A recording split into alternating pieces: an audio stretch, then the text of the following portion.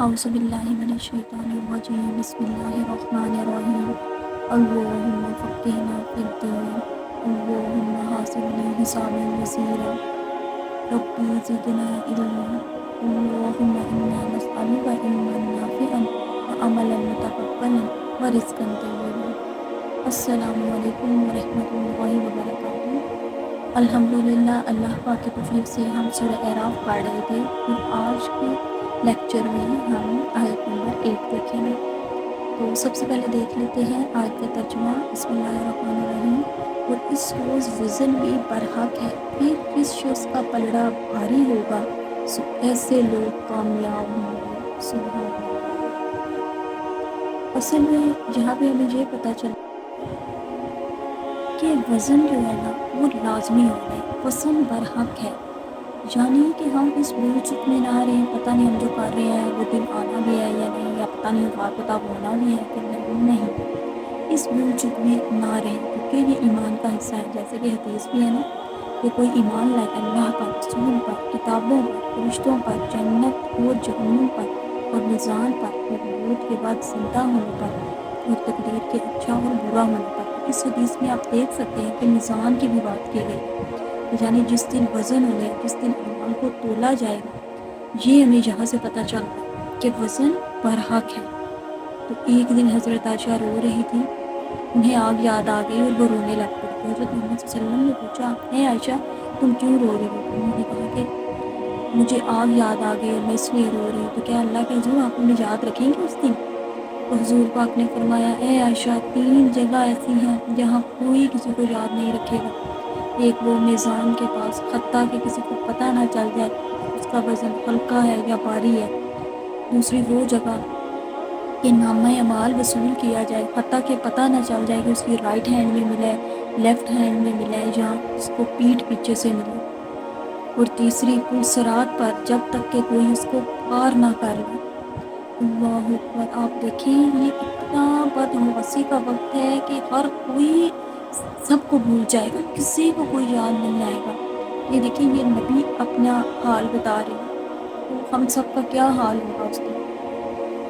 तो इसके मुख्तलिफ मानी है कि वज़न बरहक है कि हम इसके शक में ना पड़ें, वज़न तो लाजमी है। दूसरा इसमें ये भी मानी है कि वज़न सही किया जाएगा, कोई किसी पर जुल्म नहीं किया जाएगा। वो जैसे अमाल लेकर आएगा उसका वैसे ही उसको अमल मिलेगा, उसको सिला मिलेगा। तो अब हम देख लेते हैं वज़न किस किस चीज़ का होगा, यानी किस किस चीज़ को तोला जाएगा।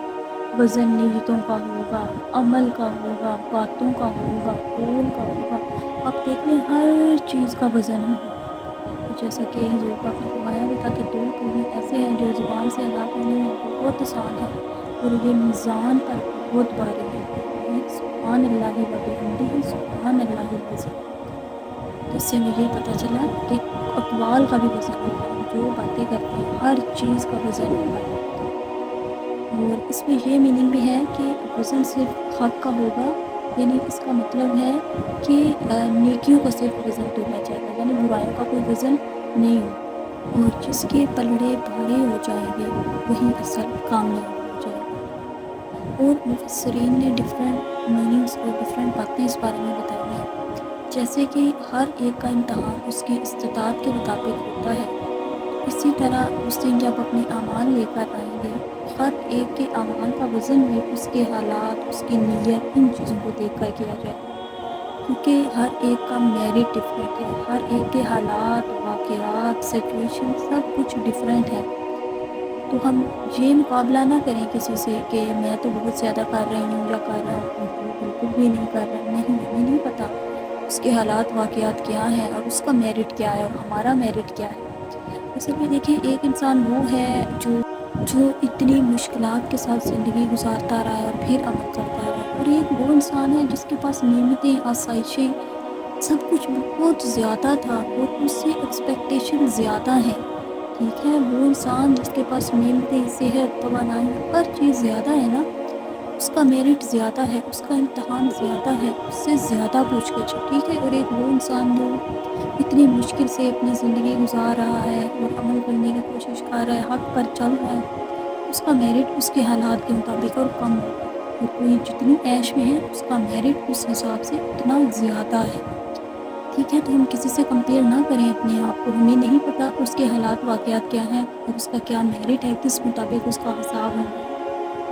مجھے بھی پتہ چلتا ہے کہ لوگوں کا بھی وزن ہوگا، جیسے کہ ایک حدیث میں ہے کہ ایک شخص کو لایا جائے گا اور وہ کافی موٹا ہوگا نا، تو اس کا وزن مچھر کے پر کے برابر بھی نہیں ہوگا، ٹھیک ہے؟ تو اگر ہم یہ کہیں کہ وزن کیسے تولا جائے، تو اس میں یہ ہے کہ دیکھیں ٹمپریچر، ہوا، یہ ساری چیزیں ان کو ہم دیکھ تو نہیں سکتے، محسوس کر سکتے ہیں نا، تو یہ دیکھی نہیں جا سکتی لیکن ناپی جا سکتی ہیں، ان کی میئرمنٹ کی جا سکتی ہے۔ اسی طرح اعمال کو تولا جائے گا، کیونکہ یہ اللہ کے نزدیک کوئی مشکل چیز نہیں ہے، کیونکہ اللہ سارے اعمال کو جسامت دے دیں گے، انہیں شکل دے دیں گے، ٹھیک ہے؟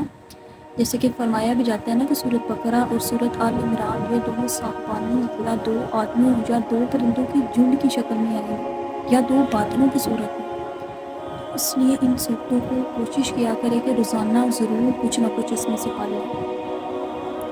اسی طرح ہمیں پتہ چلتا ہے اعمال کو ہر چیز کو شکل و صورت دی جائے گی اور ان کا پھر وزن ہوگا، اور جس کا وزن بھاری ہوگا وہ کامیاب ہو جائے گا۔